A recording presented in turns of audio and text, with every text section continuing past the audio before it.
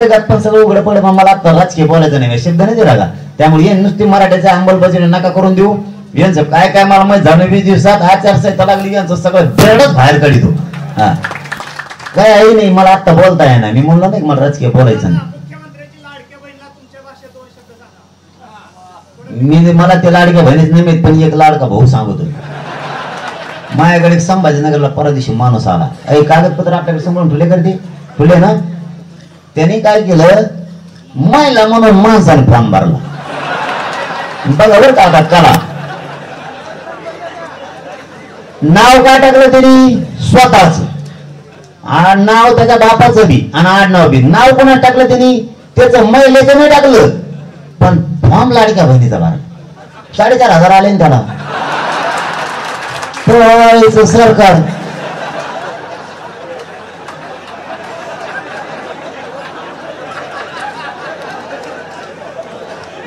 अमित काका देवेंद्र काका, मी सलान लावता लावता डॉक्टर म्हणलं थांब मला आधी ऐकून, मला आधी हे ऐकून देऊ काय म्हणतो. तेव्हा म्हणला मी लाडकी बहीण आहे. म्हणलं तू लाडकी बहीण कस काय, तू टोकरीवर केस मिशे तुला. तेव्हा म्हणला ते बी चाबरं होतं, ते मला कळूनच दे ना आधी. ते म्हणला मी लाडकी बहीण आहे, मला स्वागत करा. म्हणलं का, मला 4,500 घेतले. म्हणलं तू कशी लाडकी बहीण आहेस. ते म्हणला हे बघा, मपलं नाव, मपलाच फोटो, फोटो त्याचा लावला त्याने, महिलाचा नाही लावला. फोटो त्याचा, नाव त्याचं, गावचा पत्ता, त्याचा आधार कार्ड आणि त्याला मिळालेले 4,500 त्याचं बँकेचं ते स्टेटमेंट लावलं त्याला. हे बघा मला आपल्या खात्यावर आले. आहे का नाही बदरी टकोऱ्याची. आशाने इतकं भारावून जाऊन सत्ता काबीज करता येत नाही. आणि याचा अर्थ असा व्हायला लागला, तुम्हाला गोरगरीब जनतेशी देणं घेणं नाही, तुम्ही प्युअर बिघाडलात. कसल्या योजना राबवून कोणाला द्यायला लागलात हे सुद्धा तुम्हाला कळणार. लाडक्या बहिणीला तर मिळायला लागल्या. लाडकी बहीण त्याला भावाला कच्ची दिसती काय, लाडकी बहीण त्याला कच्ची दिसती त्या भावाला. ती भावाकडून घेईन, भावाला लय दिवस बसल्या पाय मुटकरच पाहिजे भावाच्या देते का नाही बघा. दाजी तसा त्याचा गरम हे लाडक्या बहिणीला दिल्यापासून दाजी म्हणतो माझ्या पिताला भाव दिला नाही, तू याकडे बघतो का आता.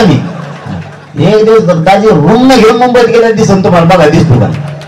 दाजीच्या मालाला भावच नाही. दाजी तर खवा झाला सध्या.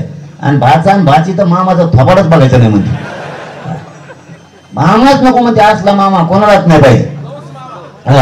नाही मी नाही तर समजणार, पण लाडकी भाची भाचा म्हणतो असला मामा कधीच नाही पाहिजे. बहिणीने दिलं, मला आरक्षण दिलं नाही त्यामुळे मला नोकरी लागाना, मामा काहीच कामाचा नाही म्हणते ती. ते झालं जुनी म्हणे, सगळा गाव मामाचा कुणीच नाही कामाचा. सगळा गाव मामाचा एक नाही कामाचं. तसं झालं, कारण त्याला लग्न करायचं असतं. मामा जो पोर घेत नाही लग्न करून करतो. तसं झालंय आता. हे मामाने बहिणीला दिलंय, पण भाची भाचा आशी रुसली.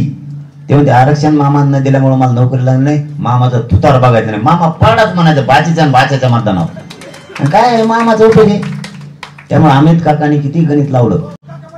आता अमित काकाचं धोरण असं आहे, मी थोडे दिवस म्हणत असतो तुम्हाला नाही माहित, मी लय चित्र माणूशी, मी कोणाचाच नाही. थोडे आपलं तच असतं, अगोदर तच असतं, नंतर वेगळंच असतं. नंतर ते म्हणतो उगाच ज्या कपड्यात गुतलं नसतं, तिकडे गेलं तर बरं झालं असतं. आपला खेळ अवघड. यांनी देवेंद्र फडणवीस साहेबांची एक गोष्ट लक्षात येणार.